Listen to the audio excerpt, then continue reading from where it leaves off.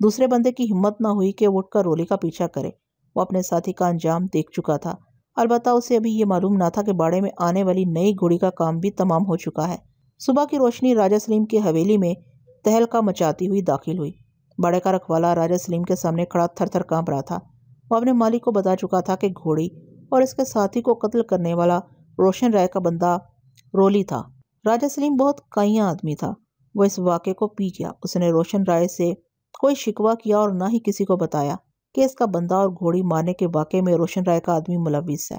وہ روشن رائے سے اسی تپاک سے ملا جس طرح ملتا تھا، لیکن ہاتھ ملاتے ہوئے اس کے ہاتھ میں اب گرم جوشی نہ تھی، اس کا ہاتھ ڈھیلا اور سرد تھا۔ راجہ سلیم نے کچھ عرصے خاموش رہنے کے بعد اپنا ہاتھ دکھایا۔ جتنے عرصے خاموشی رہی، روشن رائے بہت خوش رہا کہ رولی نے بہت عمدگی سے اس کام کو سر انجام دیا۔ وہ گھوڑی اگر اسے نہیں مل سکی تھی تو وہ راجہ سلیم کے پاس بھی نہیں رہی تھی۔ اسے اندازہ نہیں تھا کہ راجہ سلیم کے اندر کیسا طوفان اٹھ رہا ہے۔ ایک دن وہ حویلی کے باغ میں ٹہل رہا تھا کہ اس نے بابو کرنٹ کو بلوا بھیجا۔ 10 منٹ کے بعد بابو کرنٹ اس کے سامنے ہاتھ باندھے کھڑا تھا۔ وہ باغ میں پڑی ایک بڑی کرسی پر بیٹھ گیا اور اس نے بابو کرنٹ کو اوپر سے نیچے تک بڑے غور سے دیکھا اور پھر بولا، ہاں بھائی بابو کرنٹ، تم آ گئے ہو؟ جی راجہ سائیں، بابو کرنٹ نے مدبانہ انداز میں کہا۔ بابا تم یہ بتاؤ، تم نام کے بابو کرنٹ ہو یا واقعی کسی کو کرنٹ مار سکتے ہو؟ راجہ سلیم نے اپنے مخصوص انداز میں آنکھیں پھیلائیں۔ راجہ سائی آپ حکم کریں، 440 وولٹ کا کرنٹ لگے ہی لگے۔ اس نے اپنے سینے پر ہاتھ رکھ کر بڑی جانثاری سے کہا، بابو تمہیں روشن کوٹ جانا ہوگا۔ راجہ سلیم نے حکم صادر کیا۔ جاؤں گا سرکار، سر کے بل جاؤں گا، وہ فرما برداری سے بولا۔ آج میں تمہیں ایک راز کی بات بتاتا ہوں، غور سے سن۔ وہ جو ہماری گھوڑی اور ایک بندے کو کسی نے قتل کیا تھا، جانتا ہے وہ کون تھا؟ راجہ سلیم نے سوال اٹھایا۔ راجہ صحیح، اگر اس کا پتہ پڑ جاتا تو میں قاتل کو پتال سے بھی پکڑ لاتا۔ بابو کرنٹ فوراً بولا، وہ روشن رائے کا بندہ رولی تھا۔ راجہ سلیم نے حقیقت سے آگاہ کیا۔ اچھا راجہ صحیح، حیرت ہے ایسا کام اس نے کیسے کیا؟ بابا اس میں رولی کا کوئی قصور نہیں، اسے جیسا حکم ملا ویسا کر دیا۔ میں تمہیں کوئی حکم دوں گا تو تم کیا کرو گے؟ وہی راجہ صحیح جو آپ حکم کریں گے۔ اب دیکھو بابو کرنٹ، روشن رائے نے ہماری پسند کی گھوڑی مروا دی، تو خون کا بدلہ تو خون ہی ہوا نا؟ راجہ سلیم نے پوچھا۔ بالکل راجہ صحیح، آپ ٹھیک بولتے ہیں۔ پھر میری بات غور سے سنو۔ روشن رائے کے پاس 10-12 گھوڑے ہیں، ان میں سے سب سے اچھا گھوڑا سفید رنگ کا ہے۔ اس گھوڑے کی پہچان یہ ہے کہ وہ پورا کا پورا سفید ہے، مگر اس کی پیشانی پر روپے بھر کالا نشان ہے۔ بابا وہ اس گھوڑے پر جان دیتا ہے، بس اس گھوڑے کو استبل سے نکالنا ہے۔ کر لو گے یہ کام؟ راجہ سلیم نے اپنی چھوٹی چھوٹی آنکھوں سے اسے گھور کر دیکھا۔ جان پر کھیل کر لوں گا، بابو کرنٹ نے سچے لہجے میں کہا۔ بس تو بابو کرنٹ، تو کرنٹ کی طرح دوڑ جا، پر ایک بات کا دھیان رکھنا، گولی نہیں چلانا بابا، کلاڑی چلانی ہے۔ راجہ سائیں میں سمجھا نہیں۔ کوئی بات نہیں بابو کرنٹ، میں تجھے سمجھاتا ہوں کہ کیا کرنا ہے۔ پھر راجہ سلیم نے اچھی طرح سمجھا دیا کیا کرنا ہے اور کیسے کرنا ہے۔ وہ ایک قیامت کی صبح تھی۔ روشن رائے کو اٹھا کر جب رولی نے اسے وہ اندھونا خبر سنائی تو روشن رائے کی آنکھوں کے آگے اندھیرا چھا گیا۔ جس گھوڑے میں اس کی جان تھی، اس گھوڑے کی جان نکال لی گئی تھی۔ استبل کے چوکیدار کو باندھ کر سفید گھوڑا نکالا گیا اور اسے حویلی کے گیٹ پر لا کر اس کی گردن تن سے جدا کر دی گئی۔ وہ 3 آدمی تھے۔ یہ واردات کر کے وہ تینوں مختلف سمتوں میں نکل گئے۔ روشن رائے باوجود کوشش کے یہ نہ جان سکا کہ یہ واردات کس نے کی۔ یوں سے اتنا اندازہ تو ہو گیا تھا کہ اگر اس واردات کے پیچھے کوئی ہو سکتا ہے تو وہ راجہ سلیم ہی ہو سکتا ہے، کیونکہ اس نے اس کی مشکی گھوڑی قتل کروا دی تھی۔ ابھی تک وہ مطمئن تھا کہ راجہ سلیم کو قتل کا پتہ نہیں چل سکا، لیکن اس واردات نے اس کی آنکھیں کھول دی تھی۔ اب اسے اندازہ ہو گیا تھا کہ کسی طرح راجہ سلیم کو اس کی گھوڑی کے قاتل کا پتہ چل گیا ہے، اس لیے اس نے جوابی کارروائی کے طور پر اس کا عزیز ازجان گھوڑا بڑی دلیری سے مروا دیا تھا۔ روشن رائے نے اپنی ساری صلاحیتیں اس کوشش میں صرف کر دی کہ راجہ سلیم کے خلاف کوئی سراغ ہاتھ آ جائے، لیکن وہ ناکام رہا۔ بابو کرنٹ نے اپنے 2 ساتھیوں کے ساتھ کچھ اس طرح واردات کی تھی کہ کوئی سراغ، کوئی ثبوت نہ چھوڑا تھا۔ اب دونوں دوستوں کے دلوں میں نفاق کی دیوار کھڑی ہو گئی تھی، لیکن دونوں نے ابھی ایک دوسرے کے سامنے اس کا اظہار نہیں کیا تھا۔ ان دونوں کے درمیان دوستی تھی، لیکن یہ اور بات ہے کہ ان میں کوئی گرمجوشی باقی نہ رہی تھی۔ سرد مہری بڑھتی چلی جاتی تھی اور دوستی کے اس درخت کو گرانے میں روشن رائے کا ہاتھ زیادہ تھا۔ پہل اسی نے کی تھی۔ راجہ سلیم نے ثبوت ہونے کے باوجود روشن رائے سے کوئی گلا شکوہ نہ کیا تھا، لیکن روشن رائے کے پاس کوئی ثبوت نہ ہونے کے باوجود انتقام کی آگ اس کے دل میں بھڑکتی جاتی تھی۔ کچھ عرصے کے بعد الیکشن آ گئے۔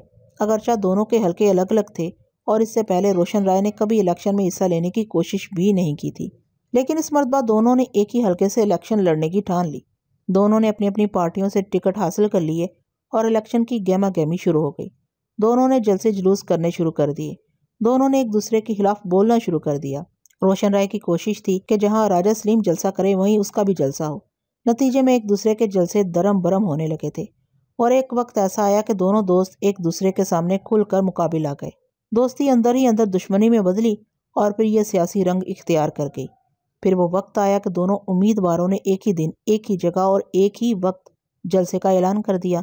دونوں یہ بات اچھی طرح جانتے تھے کہ اس اعلان کا کیا نتیجہ نکلے گا۔ ظاہر ہے جب ایک ہی جگہ اور ایک ہی وقت میں جلسہ ہوگا تو کیا حشر ہوگا۔ دونوں کے کارکنوں نے اپنا اپنا سٹیج تعمیر کرنے کی کوشش کی، خوب ہنگامہ ہوا، خون خرابہ ہوا۔ دونوں امیدوار جب میدان حشر میں پہنچے تو اپنا اپنا اعمال نامہ ادھر ادھر اٹھائے پھرے۔ گولیاں چلیں، راجہ سلیم کے بازو میں بھی ایک گولی لگی، روشن رائے کو بھی زخم آئے۔ دونوں امیدوار اپنے اپنے زخم چاٹتے اپنے اپنے علاقے میں واپس چلے گئے۔ جلسہ کوئی نہ کر سکا۔ اس آپس کی ہنگامہ آرائی کا نتیجہ وہی نکلا جو نکلنا چاہیے تھا۔ اس حلقے سے ایک تیسرا امیدوار کامیاب ہو گیا۔ اس شکست نے دونوں کے دلوں میں انتقام کی آگ مزید بھڑکا دی۔ اب دونوں دشمن ایک دوسرے کو نیچا دکھانے کے لیے جو چاہتے کر گزرتے اور چھپانے کے بجائے بتا دیتے کہ یہ کام اس نے کیا ہے۔ جب دوستی تھی تو وہ ضرب المثل تھی، اب دشمنی ہوئی تو وہ بھی ضرب المثل ہو گئی تھی۔ اب وہ دونوں ایک دوسرے کی جان کے دشمن تھے، ایک دوسرے کی عزتوں کے دشمن تھے۔ اس اسنا میں راجہ سلیم کے بیٹے کی بیوی کو شہر سے ایک ڈاکوؤں کی پارٹی نے اغوا کیا۔ روشن رائے تک جب یہ خبر پہنچی تو اس نے راجہ سلیم کی بہو کو ڈاکوؤں کے سردار سے تھوڑا بہت تاوان دے کر اپنے قبضے میں کر لیا اور پھر اس کی لاش راجہ سلیم کی حویلی بھجوا دی۔ راجہ سلیم تڑپ کر رہ گیا۔ راجہ سلیم اب کسی موقع کی تلاش میں تھا کہ موقع خود بخود چل کر اس کے پاس آ گیا۔ ماروی کی زبانی جو کچھ معلوم ہوا اسے یہ ظاہر ہوتا تھا کہ روشن رائے کے نزدیک اپنی بہو کی کوئی اہمیت نہیں رہی تھی۔ اس نے خود ہی اسے دربدر کر دیا تھا، لیکن تھی تو وہ اس کی بہو، اس کے اکلوتے بیٹے کمال رائے کی بیوی۔ اس نے ماسٹر حاکم کو شاباش دے کر اور انعام و اکرام کا وعدہ کر کے چند ہدایتوں کے ساتھ رخصت کیا اور اپنی حکمت عملی تیار کرنے لگا۔ اس حکمت عملی کے تحت بابو کرنٹ نے حاکم علی کے گھر سے ماروی کو اٹھایا اور اسے مار کر قالین میں لپیٹا اور راتوں رات اس سڑک پر رکھ دیا جو سپر ہائی وے کو ملاتی تھی تو دوسری طرف روشن گوٹ کو جاتی تھی۔ راجہ سلیم جانتا تھا کہ جس کی بھی نظر سب سے پہلے سڑک پر لپٹے قالین پر پڑے گی وہ اس کی خبر حویلی تک ضرور پہنچا دے گا۔ اب اس کو کیا کہیے کہ وہ پہلا آدمی اس کا شوہر کمال رائے ثابت ہوا۔ کمال رائے اپنی بیوی کی گمشدگی سے پریشان تھا، اگرچہ اس کے باپ نے اسے یہی باور کرانے کی کوشش کی تھی کہ ماروی ایک لڑکی کو جنم دے کر چل بسی ہے، لیکن حقائق نے اس سانحے کی سرے سے نفی کر دی تھی۔ جب اس نے اپنی بیوی کی تلاش میں سرگرمی دکھائی اور وہ اس راز کے نزدیک پہنچنے لگا تو اس کے باپ نے اس کی حویلی بدری کے احکامات جاری کر دی۔ اس نے حویلی بنا پسو پیش چھوڑ دی۔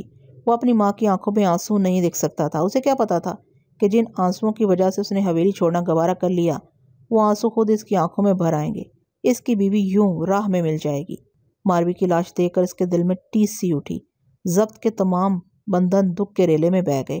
وہ پھوٹ پھوٹ کر رو دیا۔ رولی اور ہولی اسے واپس حویلی لے جانا چاہتے تھے لیکن اس نے جانے سے انکار کر دیا۔ اس نے اپنی ماروی کی لاش کو اپنے ہاتھوں میں اٹھایا، اسے پجیرو کی پچھلی سیٹ پر ڈالا اور خود بھی اس کے ساتھ بیٹھ گیا۔ پھر اس نے انتہائی سرد لہجے میں حکم دیا، چلو کراچی چلو۔ رولی نے جب چھوٹے مالک کو لاش کے ساتھ پیچھے بیٹھتے دیکھا تو اندازہ لگا لیا کہ وہ کسی قیمت پر حویلی نہیں جائیں گے۔ اس نے فوراً فیصلہ کیا۔ اس نے ہولی کو چند ہدایت دے کر ایک خاص بندے کے ساتھ واپس حویلی جانے کو کہا اور پھر خود 2 بندوں کے ساتھ پجیرو میں بیٹھ گیا اور ڈرائیونگ سیٹ سنبھال لی اور پجیرو کمال رائے کے حکم کے مطابق کراچی کی جانب روانہ ہو گئی۔ پجیرو کے جانے کے بعد ہولی اور اس بندے نے مل کر قالین کو رول کیا۔ ہولی نے اس قالین کو بندے کے کندھے پر رکھ دیا اور پھر وہ دونوں حویلی کی طرف پیدل ہی چل دیے۔ اس وقت وہ دونوں حویلی سے 10-12 کلومیٹر کے فاصلے پر تھے۔ ان دونوں کے لیے یہ فاصلہ ایسا نہ تھا کہ وہ پیدل چل کر حویلی نہ پہنچ پاتے، ویسے انہیں توقع تھی کہ راستے میں کوئی نہ کوئی سواری انہیں ضرور مل جائے گی۔ ہوا بھی یہی۔ ابھی وہ 1 کلومیٹر بھی نہیں چلے ہوں گے کہ پیچھے سے ایک اونٹ گاڑی آ گئی۔ گاڑی والا روشن گوٹ کا ہی تھا۔ اس نے حویلی کے بندوں کو دیکھ کر خود ہی انہیں آواز دے دی۔ اس طرح ہولی اور حویلی کا دوسرا ملازم ماں قالین حویلی پہنچ گئے۔ ہولی نے حویلی میں پہنچ کر قالین برآمدے میں رکھوایا اور خود روشن رائے کی تلاش میں چل دیا۔ اتنے میں اس کی نظر نفیسہ بیگم کی ملازمہ خاص بھاگ بھری پر پڑی۔ وہ تیزی سے قدم بڑھاتا اس کے نزدیک پہنچا۔ کیا ہوا؟ بھاگ بھری نے ہولی کی پریشان صورت دیکھ کر پوچھا۔ مالک کہاں ہے؟ اس نے پوچھا۔ وہ مالکن کے ساتھ ناشتہ کر رہے ہیں، بھاگ بھری نے جواب دیا۔ جب ناشتہ کر لیں تو انہیں خبر دینا کہ میں ان سے ملنا چاہتا ہوں، بہت ضروری کام ہے۔ بھاگ بھری ڈرائنگ روم میں پہنچی تو روشن رائے ناشتہ کر چکا تھا۔ مالک وہ ہولی آیا ہے، کوئی خبر لایا ہے؟ بھاگ بھری نے بڑے مدبانہ انداز میں جھک کر کہا۔ ہولی آ گیا؟ روشن رائے نے چونک کر گھڑی دیکھی۔ کیا اس کے ساتھ رولی بھی ہے؟ نہیں مالک، اکیلا ہے، وہ بولی۔ اچھا میں اپنے کمرے میں جا رہا ہوں، تم اسے وہاں بھیج دو۔ روشن رائے نفیسہ بیگم کے چہرے پر نظر ڈالتا ہوا اٹھ گیا اور تمکنت سے چلتا ہوا کمرے سے نکل گیا۔ وہ حویلی کے اندرونی حصے سے اپنی نشست گاہ پہنچ گیا۔ وہ ملاقات کے اس خاص کمرے میں پہنچ کر صوفے پر بیٹھا ہی تھا کہ موبائل فون کی گھنٹی بجی۔ اس نے موبائل فون کا بٹن دبا کر بڑے گمبھیر لہجے میں کہا، ہلو۔ ہا ہا ہا، ادھر سے ایک زہریلا قہقہا سنائی دیا۔ کون ہو تم؟ روشن رائے نے غصیلے لہجے میں کہا۔ ادھر سے پھر وہی زہریلا قہقہا سنائی دیا۔ تب روشن نے فوراً اس آواز کو پہچان لیا۔ یہ قہقہا سن کر وہ اندر ہی اندر خوفزدہ ہو گیا۔ وہ اچھی طرح جانتا تھا کہ اس زہریلی ہنسی کے پیچھے ضرور کوئی نہ کوئی اس کی فتح کی خبر ہوگی۔ اس کی فتح مگر روشن رائے کی شکست، جانے اس ہنسی کے پیچھے کیا خبر ہو۔ وہ دھڑکتے دل کے ساتھ خبر کا انتظار کرنے لگا، لیکن ادھر سے فوراً ہی ٹیلی فون آف ہو گیا۔ روشن رائے نے اپنا موبائل فون بند کر کے ایک جھٹکے سے اسے صوفے پر پھینک دیا۔ اتنے میں ایک ملازم اندر آیا اور ہاتھ جوڑ کر کھڑا ہو گیا۔ ہولی آیا ہے؟ روشن رائے نے پوچھا۔ جی مالک، وہ سر جھکا کر بولا۔ بھیجو اسے، روشن رائے نے حکم دیا۔ ملازم کے غائب ہوتے ہی ہولی کمرے کے اندر سہما سہما سا داخل ہوا۔ روشن رائے نے اس کے چہرے پر ایک گہری نظر ڈالی اور اندازہ لگا لیا کہ وہ کوئی پریشان کن خبر لایا ہے۔ کیا مصیبت آئی ہے، بولتا کیوں نہیں؟ روشن رائے نے جھنجھلا کر کہا۔ مالک میرے پاس کوئی اچھی خبر نہیں، ہولی نے گویا جان کی امان پاتے ہوئے معذرت بھرے لہجے میں کہا۔ ارے بابا تیرے پاس جو بھی خبر ہو وہ بتا، زیادہ ڈرامہ نہ کر، روشن رائے سرد لہجے میں بولا۔ مالک یہاں سے کوئی 12 کلومیٹر پرے سڑک پر ایک لپٹا ہوا قالین دکھائی دیا۔ مالک اسے میں نے اور رولی نے کھولا تو اس میں سے چھوٹی مالکن کی لاش نکلی۔ ہولی نے ڈرتے ڈرتے خبر سنائی۔ چھوٹی مالکن کی لاش؟ تیرا مطلب ہے کمال رائے کی بیوی کی لاش؟ اس خبر نے روشن رائے کی ریڑھ کی ہڈی میں سردی سی دوڑا دی۔ اس نے گھبرا کر تصدیق چاہی۔ جی مالک، رولی نے تصدیق کی۔ کہاں ہے لاش؟ چلو مجھے دکھاؤ۔ وہ کھڑا ہونے لگا۔ لاش چھوٹے مالک کراچی لے گئے۔ وہ حویلی واپس آنے پر کسی طرح راضی نہ ہوئے۔ رولی ان کے ساتھ گیا اور میں گاڑی سے اتر کر آپ کے پاس آ گیا۔ میں وہ قالین ضرور لے آیا ہوں جس میں چھوٹی مالکن کی لاش لپٹی ہوئی تھی، وہ برآمدے میں پڑا ہے، ہولی نے بتایا۔ روشن رائے کو اس وقت کچھ سنائی نہیں دے رہا تھا، بس ہر طرف سے قہقہے کی آواز آ رہی تھی۔ یہ قہقہا زہر میں بجھا ہوا تھا، اس کا دل چیر رہا تھا۔ یہ قہقہا راجہ سلیم کا تھا۔ کراچی پہنچنے تک پجیروں میں موت کا سناٹا چھایا رہا۔ کسی میں ہمت نہ تھی جو کمال رائے سے مخاطب ہو سکتا۔ رولی بس نظر اٹھا کر آئینے میں دیکھ لیتا تھا۔ کمال رائے نے ماروی کا سر اپنی گود میں رکھا ہوا تھا۔ وہ بار بار سر پر ہاتھ پھیر کر اس کا چہرہ دیکھتا تھا۔ ماروی کا چہرہ زرد تھا اور اس کے ہونٹوں پر ہلکی سی مسکان تھی کہ وہ جب بھی اپنے ہونٹ دھیرے سے بند کرتی تو یوں محسوس ہوتا جیسے مسکرا رہی ہو۔ وہی مسکراہٹ مرنے کے بعد بھی اس کے ہونٹوں پر موجود تھی۔ وہ اس کا چہرہ دیکھتا تو اس کی آنکھوں سے آنسو جاری ہو جاتے تھے۔ پورے راستے اس کی آنکھوں سے گرم گرم آنسو نکل کر اس کے رخساروں پر بہتے رہے۔ اس کے آنسو پوچھنے والا کوئی نہ تھا، خود اسے رونے سے فرصت نہ تھی، وہ روتا اپنے آنسو پوچھتا۔ کراچی میں داخل ہونے سے پہلے رولی کمال رائے سے مخاطب ہوا۔ مالک کہاں جائیں گے؟ ہیں؟